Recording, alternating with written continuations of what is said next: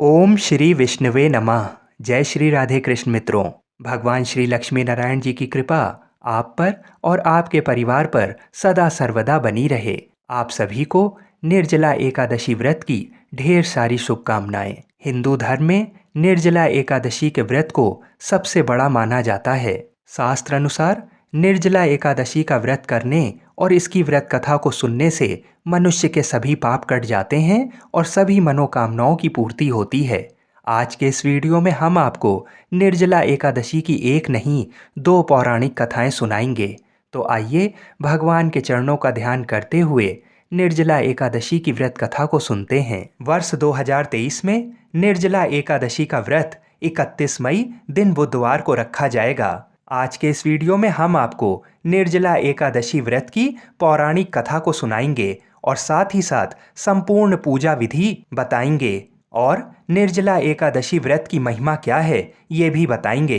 तो मित्रों, आपसे हमारी विनम्र विनती है कि वीडियो को पूरा अवश्य देखिएगा, क्योंकि जब हम एकादशी की महिमा को आधा अधूरा सुनकर छोड़ देते हैं तो भी हमें पाप लगता है। इसलिए वीडियो को पूरा अवश्य देखिएगा और अगर आप भी भगवान श्री कृष्ण जी के भक्त हैं तो चैनल को सब्सक्राइब अवश्य करें और कमेंट में जय श्री राधे कृष्ण लिखें। ज्येष्ठ मास के शुक्ल पक्ष की एकादशी निर्जला एकादशी के नाम से जानी जाती है।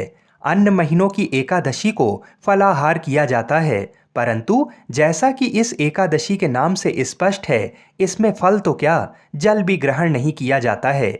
इसलिए गर्मी के मौसम में ये एकादशी बड़े तप व कष्ट से की जाती है। यही कारण है कि इसका सभी एकादशियों से अधिक महत्व है। अधिक मास सहित एक वर्ष की 26 एकादशी ना की जा सकें तो केवल निर्जला एकादशी का व्रत कर लेने से वर्ष की सभी एकादशी करने का फल प्राप्त हो जाता है। तो आइए व्रत कथा को सुनने के पहले ये जान लेते हैं कि इस दिन यानी कि निर्जला एकादशी के दिन भगवान का पूजन कैसे किया जाए। एकादशी तिथि को पूजन और व्रत करने वाले मनुष्य को काम, क्रोध, अहंकार, लोभ और चुगली जैसी बुराइयों का त्याग कर इंद्रिय संयम का पालन करना चाहिए। तभी उसका व्रत और पूजा पूर्ण होगी, अन्यथा वह निष्फल हो जाएगी। व्रत पूजन पूरी श्रद्धा और भाव से करना चाहिए, क्योंकि भगवान सिर्फ भाव के ही भूखे हैं। निर्जला एकादशी को प्रातः काल स्नान आदि के बाद शुद्ध वस्त्र धारण करें। फिर व्रती को सबसे पहले भगवान से प्रार्थना करनी चाहिए, हे केशव, एकादशी व्रत के पालन में मेरी इंद्रियों द्वारा कोई गलती हो जाए या मेरे दांतों में पहले से अन्न अटका हो तो हे करुणामय, आप इन सब बातों को क्षमा कर दें। भगवान को पात्र में तुलसी पत्र रखकर पंचामृत से स्नान कराएं। फिर चंदन युक्त जल से स्नान कराएं। तत्पश्चात शुद्ध जल से स्नान कराएं। भगवान के विग्रह को स्वच्छ वस्त्र से पोंछकर उनके समस्त अंगों में इत्र का लेप करें। भगवान को सुंदर वस्त्र और श्रृंगार धारण कराएं। भगवान को कपूर केसर युक्त चंदन का तिलक व कुमकुम लगाएं। फूल माला और मंजरी सहित तुलसी दल अर्पित करें। किंतु एक चीज का विशेष ध्यान रखें कि एकादशी के दिन तुलसी दल ना तोड़ें। एक दिन पहले ही तुलसी दल तोड़कर रख लें। अब भगवान की विशेष अंग पूजा करें। इसके लिए सुंदर व साबुत पुष्प ले लें। अब आपको कहना है, दामोदराय नमः कहकर भगवान के दोनों चरणों पर पुष्प अर्पण करें। माधवाय नमः कहकर भगवान के दोनों घुटनों पर पुष्प चढ़ाएं। कामप्रदाय नमः कहकर भगवान की दोनों जांघों पर पुष्प चढ़ाएं। वामन मूर्तये नमः कहकर भगवान के कटी प्रदेश पर पुष्प चढ़ाएं। पद्मनाभाय नमः कहकर भगवान की नाभि पर पुष्प चढ़ाएं। विश्व मूर्तये नमः कहकर भगवान के पेट पर पुष्प अर्पित करें। ज्ञान गम्याय नमः कहकर भगवान के हृदय पर पुष्प अर्पित करें और मनी मन भगवान श्री जगन्नाथ जी और सुभद्रा माता व बलभद्र जी का ध्यान करें, क्योंकि भगवान का हृदय तो भगवान जगन्नाथ जी में ही है। वैकुंठगामिने नमः कहकर भगवान के कंठ पर पुष्प अर्पित करें। सहस्त्र बाहवे नमः कहकर भगवान के बाहुओं पर पुष्प अर्पित करें। योग रूपिणे नमः कहकर भगवान के नेत्रों से पुष्प लगाकर अर्पित करें। सहस्त्र शीर्षणे नमः कहकर भगवान के सिर पर पुष्प अर्पित करें। इसके बाद भगवान को तरह तरह के रसों से पूर्ण नैवेद्य और ऋतुफल अर्पित करें। भगवान को पान का बीड़ा यानी तांबूल निवेदित करें। पूजा में घी या तिल के तेल का दीपक जलाएं। धूप निवेदित करें। भगवान की आरती उतारते समय 4 बार चरणों में, 2 बार नाभि पर, 1 बार मुखमंडल पर व 7 बार सभी अंगों पर घुमाने का विधान है। इसके बाद शंख में जल लेकर भगवान के चारों ओर घुमाकर अपने ऊपर तथा अन्य सदस्यों पर जल छोड़ दें। फिर ठाकुर जी को साष्टांग प्रणाम करें। अंत में प्रार्थना करें, जगदीश्वर, यदि आप सदा स्मरण करने पर मनुष्य के सब पाप हर लेते हैं तो देव मेरे दुस्वप्न, अपशकुन, मानसिक चिंताएं, नरक का भय तथा दुर्गति संबंधी सभी कष्ट दूर कीजिए। मेरे लिए इहलोक या परलोक में जो भय है उनसे मेरी व मेरे परिवार की रक्षा कीजिए। आपको नमस्कार है। मेरी भक्ति सदा आप में ही बनी रहे। एकादशी महात्म्य की कथा संभव हो तो ब्राह्मण से सुने अथवा स्वयं पाठ करें। एकादशी व्रत में रात्रि जागरण का विशेष महत्व है। इसमें भगवान के भजनों का गायन, नृत्य और पुराणों की कथा सुनने का अनंत फल बताया गया है। स्वयं ही सद्ग्रंथों का अध्ययन करना भी बहुत पुण्यदायी माना गया है। पद्म पुराण में कहा गया है, श्री हरि की प्रसन्नता के लिए जागरण करके मनुष्य पिता, माता और पत्नी तीनों के कुलों का उद्धार कर देता है। समस्त यज्ञ और चारों वेद भी श्री हरि के निमित्त किए जाने वाले जागरण के स्थान पर उपस्थित हो जाते हैं। दुआदशी के दिन ब्राह्मण को अपनी सामर्थ्य अनुसार जल युक्त कलश, सुवर्ण, भोजन व दक्षिणा देकर व्रती को भोजन करना चाहिए। विशेष पुण्य प्राप्ति के लिए इस दिन गाय की पूजा करें। उन्हें हरा चारा खिलाएं। इस दिन घड़ा, पंखा, ऋतु फल और चीनी ब्राह्मण को दान करने का विशेष महत्व है। भीषण गर्मी में पक्षियों के लिए पीने का जल रखें। इस दिन मनुष्य स्नान, दान, जप, होम आदि जो कुछ भी करता है वह सब अक्षय होता है। निर्जला एकादशी का व्रत मनुष्य की आयु व आरोग्य की वृद्धि करने वाला है। इस व्रत का विधि विधान से पालन करने से मनुष्य को विष्णु लोक की प्राप्ति होती है। इस व्रत को करने से स्त्रियों को अखंड सौभाग्य की भी प्राप्ति होती है।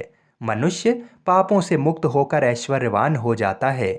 इस व्रत को करने से झूठ बोलने, बुराई करने, ब्रह्म हत्या और गुरु के साथ विश्वासघात आदि से जो पाप लगता है वह भी दूर हो जाता है। आइए अब भगवान के चरणों का ध्यान करते हुए निर्जला एकादशी की व्रत कथा को सुनते हैं। भीमसेन व्यास जी से कहने लगे कि हे पितामह, भ्राता युधिष्ठिर, माता कुंती, द्रौपदी, अर्जुन, नकुल और सहदेव आदि सब एकादशी का व्रत करने को कहते हैं, परंतु महाराज मैं उनसे कहता हूँ कि भाई, मैं भगवान की शक्ति, पूजा आदि तो कर सकता हूँ, दान भी दे सकता हूँ, परंतु भोजन के बिना नहीं रह सकता। इस पर व्यास जी कहने लगे कि हे भीमसेन, यदि तुम नरक को बुरा और स्वर्ग को अच्छा समझते हो तो प्रति मास की दोनों एकादशियों को अन्न मत खाया करो। भीम कहने लगे कि हे पितामह, मैं तो पहले ही कह चुका हूँ कि मैं भूख सहन नहीं कर सकता।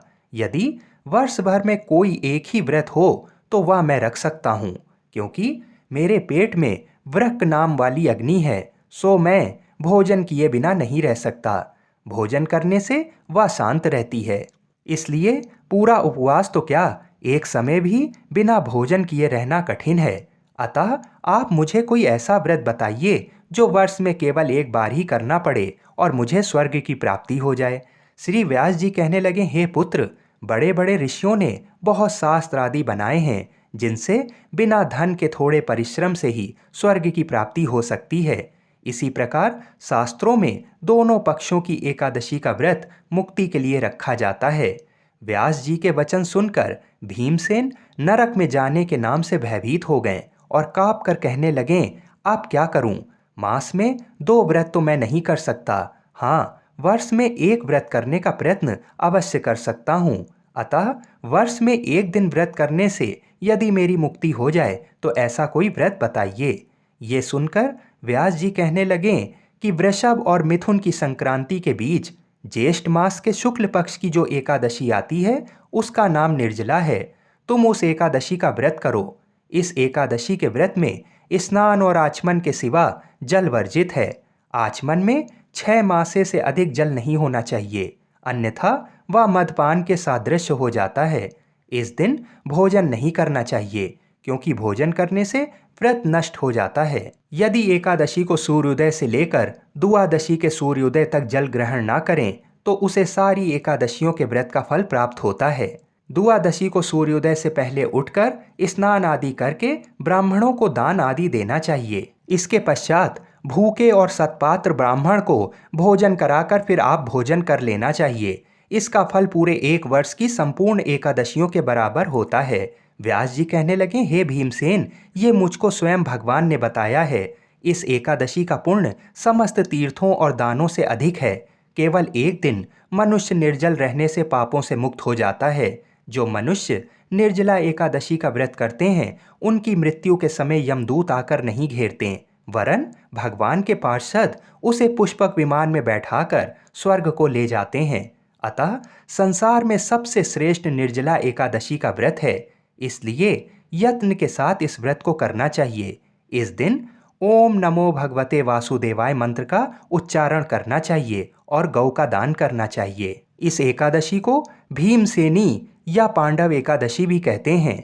निर्जला एकादशी व्रत करने से पूर्व भगवान से प्रार्थना करें कि हे भगवान, आज मैं निर्जला व्रत करता हूँ, दूसरे दिन भोजन करूँगा। मैं इस व्रत को श्रद्धापूर्वक करूँगा, अतः आपकी कृपा से मेरे सब पाप नष्ट हो जाएं। इस दिन जल से भरा हुआ एक घड़ा वस्त्र से ढककर स्वर्ण सहित दान करना चाहिए। जो मनुष्य इस व्रत को करते हैं उनको करोड़ों पल सोने के दान का फल मिलता है, और जो इस दिन यज्ञ आदि करते हैं उसके फल का वर्णन तो किया नहीं जा सकता। इस एकादशी के व्रत से मनुष्य विष्णु लोक को प्राप्त होता है। जो मनुष्य इस दिन अन्न खाते हैं वे चांडाल के समान हैं, वे अंत में नरक को जाते हैं। जिसने निर्जला एकादशी का व्रत किया है वह चाहे ब्रह्म हत्यारा हो, मदपान करता हो, चोरी की हो या गुरु के साथ द्वेष किया हो, मगर इस व्रत के प्रभाव से स्वर्ग जाता ही है। हे कुंती पुत्र, जो पुरुष या स्त्री श्रद्धा पूर्वक इस व्रत को करते हैं उन्हें अग्रलिखित कर्म करने चाहिए। प्रथम भगवान का पूजन, फिर गौदान, ब्राह्मणों को मिष्ठान व दक्षिणा देनी चाहिए तथा जल से भरे कलश का दान अवश्य करना चाहिए। निर्जला के दिन अन्न, वस्त्र, जूती आदि का दान भी करना चाहिए। जो मनुष्य भक्ति पूर्वक इस कथा को पढ़ते या सुनते हैं उन्हें निश्चय ही स्वर्ग की प्राप्ति होती है। इस कथा को सुनने से अपार धन संपत्ति और सुख सौभाग्य की प्राप्ति होती है। तो आइए भगवान श्री लक्ष्मी नारायण जी के चरणों का ध्यान करते हुए इस कथा को सुनते हैं। एक समय की बात है, किसी गांव में एक जाट रहता था। उसकी नई नई शादी हुई थी। शादी होने के बाद वह व्यक्ति पहली बार अपनी पत्नी को लेने अपनी ससुराल जा रहा था। वह युवक नए नए और सुंदर वस्त्र पहनकर अपनी ससुराल को जाने के लिए चल पड़ा। रास्ते में उसने देखा एक गाय बहुत प्यासी है और अपनी प्यास बुझाने के लिए वह एक तालाब में पानी पीने के लिए जाती है। जेठ के महीने की गर्मी में प्यास से व्याकुल वह गाय उस तालाब में जल पीकर अपनी प्यास तो मिटा लेती है, लेकिन उस तालाब से बाहर नहीं निकल पाती है। वह कई बार प्रयास करती है, लेकिन उस तालाब से निकल नहीं पाती है। फिर वह गाय उस जाट को देखती है और कहती है, हे मुसाफिर, मुझे इस दलदल से बाहर निकाल दो। जाट बोला, नहीं, मैं तुम्हें नहीं निकाल सकता। तुम्हें निकालने से मेरे नए नए और सुंदर वस्त्र खराब हो जाएंगे। मैं अपनी पत्नी को लेने पहली बार अपनी ससुराल जा रहा हूँ। तब गाय बोली कि हे मूर्ख, आज निर्जला एकादशी है और आज के दिन अगर तुम मुझे इस तालाब से निकालोगे तो तुम्हें पुण्य की प्राप्ति होगी। मैं तुम्हें ऐसा आशीर्वाद दूंगी जिससे तुम्हारी 7 पीढ़ियां तर जाएंगी। नाराज होकर गाय बोली, अगर तुम मुझे बाहर नहीं निकालोगे तो मैं तुम्हें श्राप दे दूंगी। गाय की बात ना मानने से गाय क्रोधित हो गई और गाय ने कहा, जा, तू अब से 8 पहर बाद गधा बन जाएगा। ऐसा सुनकर वह जाट डर गया और गाय से माफी मांगने लगा, लेकिन तब तक बहुत देर हो चुकी थी और वह गाय तालाब में डूब चुकी थी। ऐसा देखकर वह जाट बहुत पछताने लगा। दुखी मन से वह अपनी ससुराल गया।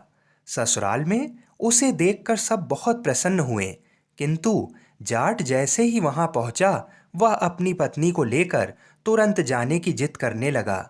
तब सभी ससुराल वालों ने उससे कहा, इतनी जल्दी क्यों जा रहे हो, अभी थोड़ा रुक कर जाओ।